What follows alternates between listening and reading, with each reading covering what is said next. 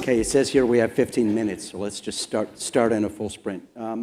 Vishal, you're in the mortgage business. You just introduced a crypto product. Tell us how it works. We're going to be able to use cryptocurrency to start as an agent for borrowing for mortgages? Yeah, I mean, what's really interesting is tokenization is revolutionizing the architecture of financial services. And to date, to get a mortgage, you have to put down cash as a down payment. So if you want to buy a $500,000 house, you've got to put up $100,000. But there are all these other financial assets that you own that you could, if it's on the right rails, pledge instead. So we've started in a partnership with Coinbase and with Fannie Mae to enable consumers to take Bitcoin and USDC and pledge that in lieu of cash for a down payment. This is great for consumers because it allows them to not have to sell and pay capital gains. It allows them to continue to have the value of the appreciation of the asset. But it doesn't stop there. Tokenization means like soon enough, you're going to be able to take Intel stock or Tesla stock or Apple stock or S&P 500 fund or a bond fund and effectively pledge that in lieu of down payment. And if you think about it, that just means that the 41% of the consumers that can afford to buy a home but don't have enough money for a down payment, but they own other assets, will be able to enter the housing market. And we think that that's a major solve for affordability. You're talking about some really volatile assets here, Bitcoin, Intel stock. I mean, how is this going to work if you're lending against, say, Bitcoin and it drops 50%? You're not just lending against the asset, but you're also lending against the home. So as long as the consumer makes their payments on time, everything stays as is. The entire concept of skin in the game, which is what a down payment is supposed to be in the concept of lending, why does it only have to be cash? Why can't it be cash equivalent or liquid assets? And that's what we asked ourselves. So for instance, in the United States, $15 trillion sits in the form of customer deposits, household deposits in the banking system. But outside the banking systems, there's 35 trillion of assets in just equities and bonds. If we could take that, that's twice the size. We could dramatically expand the pool of assets available for down payment to buy a home, and it makes home ownership much more affordable and accessible, and that's what we were started to do. All right, so for me, we were talking about this backstage, the most frustrating and annoying part of the mortgage process was title insurance. Yeah. When are you going to turn that into a token so I don't have to pay $1,500 to get a title? Makes perfect sense. We actually have an AI title insurance product in partnership with Fannie Mae in a pilot.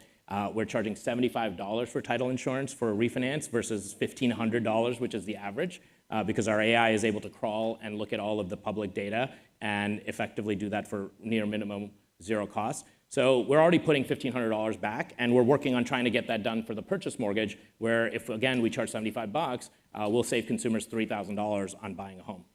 Let's talk a little bit about artificial intelligence and how that disrupts the marketplace that you're in. Of course, we all know that AI isn't entirely new.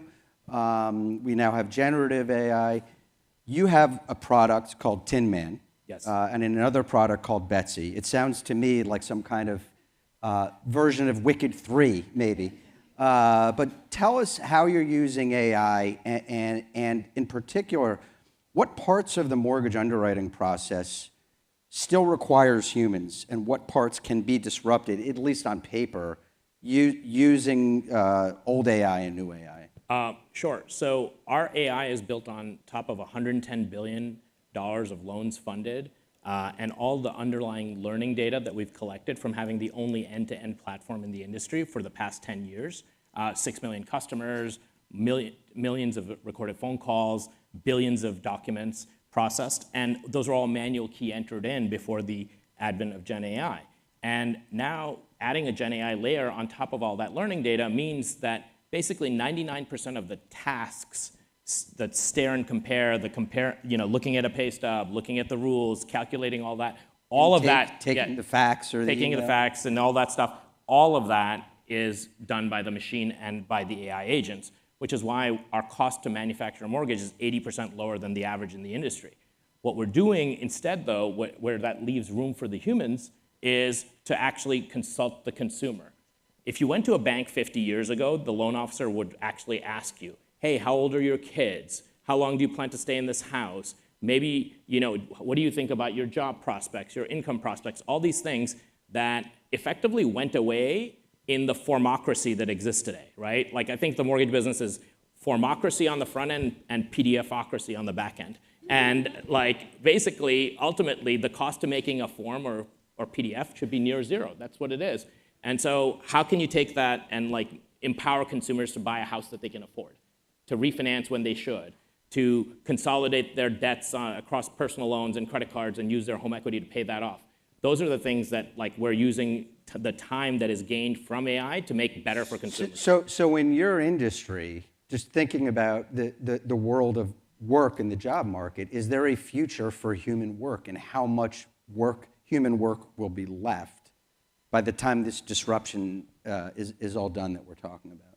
There are 550,000 licensed loan officers in the United States today.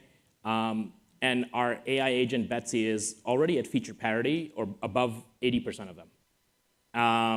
So those people need to be retrained to do something else.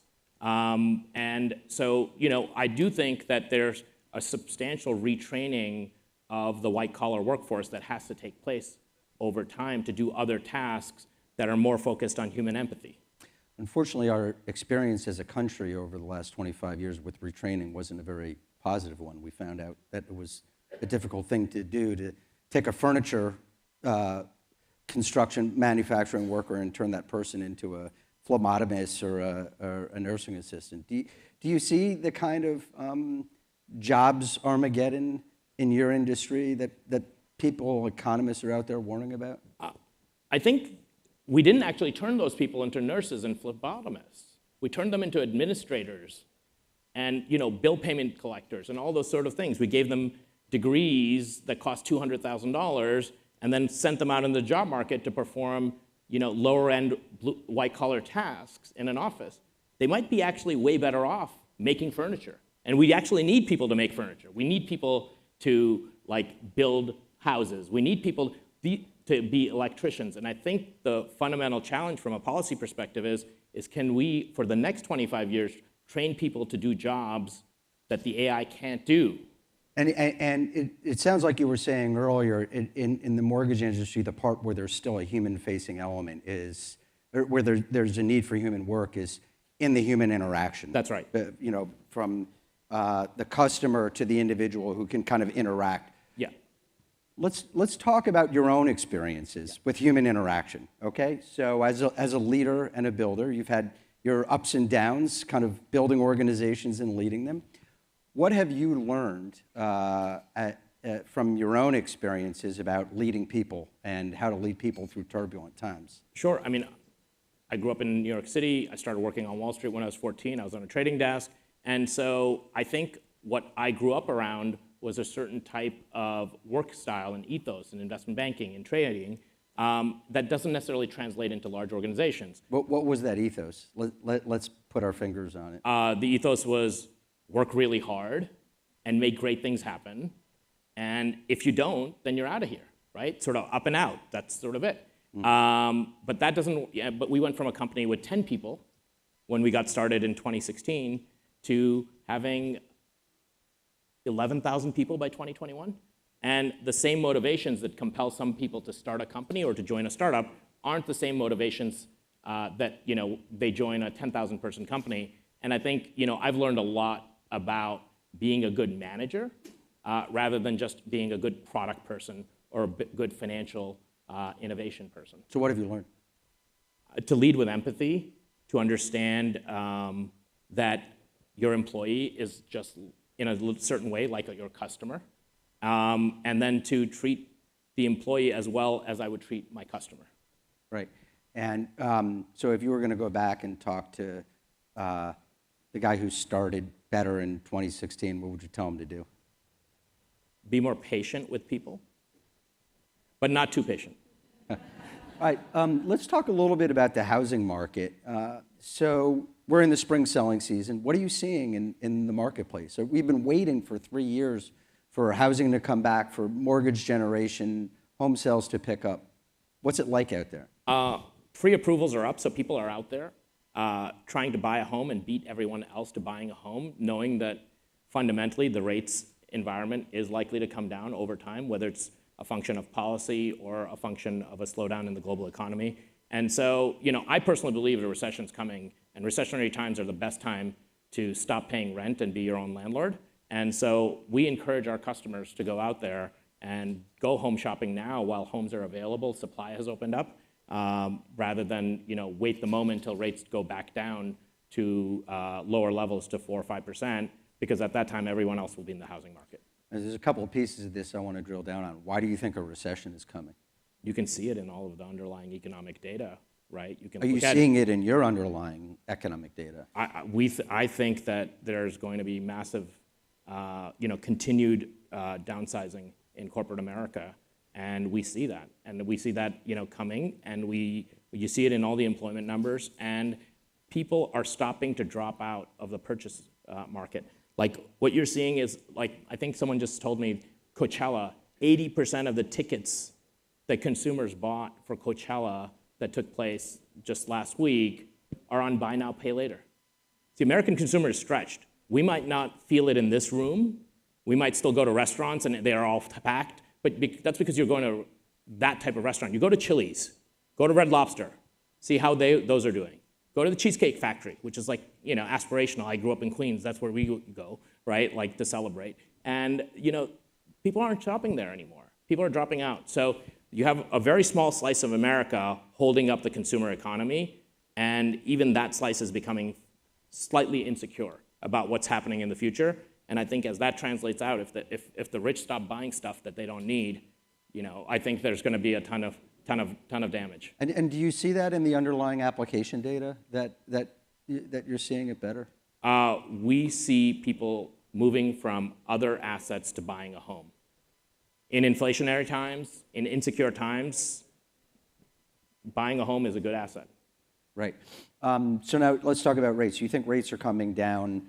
A lot of people are also talking about the inflation problem and how that's stretching consumers. Any concern that rates actually might go up in this environment when we've got oil prices, up 40, 50%, tariffs putting higher pressure on imported goods, services still seeing some inflation? Like, how does that affect the marketplace that you're in if we don't get the decline in interest rates that you're talking about? I think that's a great question. We're not expecting a decline to make our business great. We're continuing to drive AI innovation in an industry that basically the internet forgot, and we think that that's a secular growth trend. We think that consumers, the object of desire, we have over 3 million consumers we've approved over the past 2 years who want to go and buy a house. So the object of desire, for buying a home remains very, very strong. People said, hey, millennials don't want to buy a house, they want to be on Airbnb, they want to rent forever. That's actually not true. Like, fundamentally, everybody wants to own a home, and I think that's a universal need. And so the way we think about rates is, like, they may go up, they may come down, they may stay the same. There's another fundamental trend taking place, what is happening in the stablecoin ecosystem, and how the creation of the stablecoin assets has now created a new buyer universe for the US Treasuries and has helped actually compress rates for Treasuries by creating a new marginal buyer. That same stablecoin buyer is now entering into the mortgage market to buy Fannie Mae MBS, Freddie Mac MBS, all of that sort of stuff. And so again, Fannie Freddie MBS trades 200 basis points wider than Treasuries, even though it's like technically potentially a superior asset, because not only do you have the full faith of the US government, you have the person and the house behind it. We think that that's a secular trend for mortgage rates coming down. I want to finish up by talking about disruption. You are in the business of disruption. In the world of mortgages, in the world of housing, the idea of what you do, I think, is to disrupt the industry. We were talking backstage about the challenges to disruption. Incumbents who are protecting turf, regulatory challenges. You surprised me because my first instinct was to think that all this talk about AI and incorporation of AI is going to be a slower process than people expect because there'll be incumbents fighting for turf, because there'll be regulatory hurdles. You had a different view. What's your view? If any of you bought a home, you've probably dealt with 5 or 7 or 8 people. If you're a regular consumer, when you first bought your first house, you probably dealt with anywhere or between 10 or 20 different people passing your information on from one form to another, having to repeat yourself, doing all of that stuff. The more broken an industry is, the more ripe for AI disruption. But isn't it broken because there are so many incumbents who are protecting their turf? Yes, but it's like almost easier to just say, I'm going short the past and I'm just going to try this new thing. And I think that's what people are doing. So if you look, I think the percentage of consumers asking ChatGPT for financial advice has gone from 15% to 55%, because most of financial services fails the average American consumer. It takes forever to get your money out if you want out of a bank. It takes like an ACH takes 48 hours to process. To get a mortgage, it takes 60 days. To get an approval from your local bank takes 3 weeks. You just go to ChatGPT, and it's starting to do it for you. Our numbers here are 0, so this has to be the last question, and Yeah. I'm going to need like a 5 to 10 second answer. I expect on my phone in some point in the future to have a personal assistant who will book my flights for me, book my hotel reservations, work out my calendar, answer my emails. How far away are we from that? This year. It'll also refinance your mortgage for you this year. All right. Thank you very much.